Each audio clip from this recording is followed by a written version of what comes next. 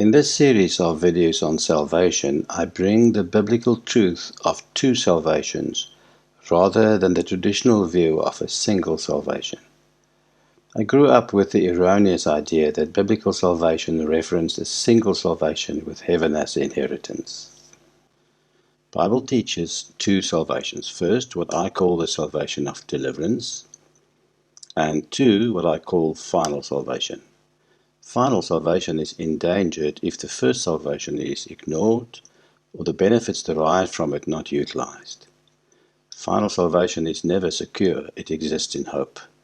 It depends on the first salvation that provides us with the ability, will, and perseverance to endure till the end. In his letter to the Ephesians, the Apostle Paul called the first salvation a gift, a free, undeserved gift. This statement by Paul regarding salvation is frequently and wrongly applied to the concept of a single salvation that provides entry into heaven. Salvation as a single entity has become known as the doctrine of salvation by grace, and although this doctrine do not minimize the importance of obedience and perseverance, it is not seen as a prerequisite for salvation. It argues that disobedience is not desired, but won't cost you your destiny. A disobedient child doesn't suddenly become parentless. He may be punished or he may lose some of his inheritance, but his childhood will never be in danger. In the same way, it argues that God remains their Father, and with their childhood secure, heaven is secure. We cannot lose our salvation, has become part of the gospel of salvation by grace. We have received a gift, and Father won't take it back. If the gift was undeserved and unmerited, he has no justification for taking it back. When comparing the childhood of Yahweh with the childhood of physical parents, it is difficult to see a problem with this reasoning. Bible authors, however, refer to childhood of Yahweh differently. In contrast to natural birth, spiritual birth doesn't automatically make us children of Yahweh. We have to adopt him as Father. John 1:12, but as many as received him. This refers to them that had received the Son, and subsequently born of God through faith. To them gave he power to become the sons of God. Those born again are empowered by Yeshua to adopt the Father by giving them the spirit of adoption.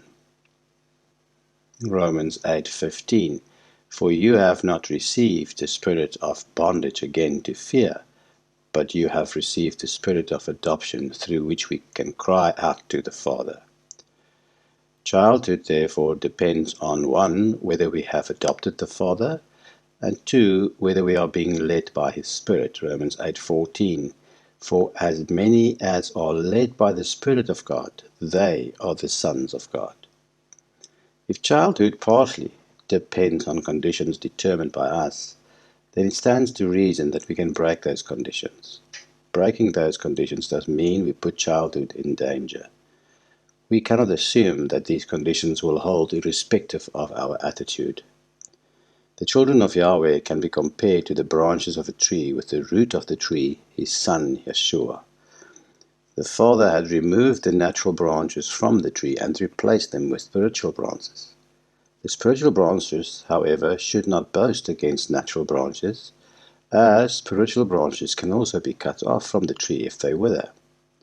This could happen if they lose faith and become more interested in their natural lives again.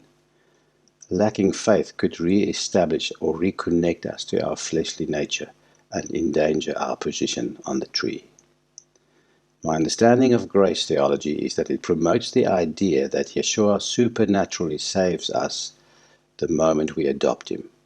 He had dealt with our sins on the cross, and all that remains is just to accept this in faith. It promotes his death as critical in having dealt with our sins, whilst his current role as high priest has become insignificant. His role as high priest no longer conforms to the laws as provided by Moses. Grace theology promotes the false idea that as high priest he only responds to our prayer requests, where, insofar the law is concerned, he is supposed to receive our sacrifices. I will explain in future videos how sacrifices are being fulfilled in the New Covenant. Many who confess his name will face his disapproval one day. He will denounce their claim on salvation because they had remained lawless and workers of iniquity. They had failed to turn from their wicked ways. I hope you will want to watch the next video on this topic.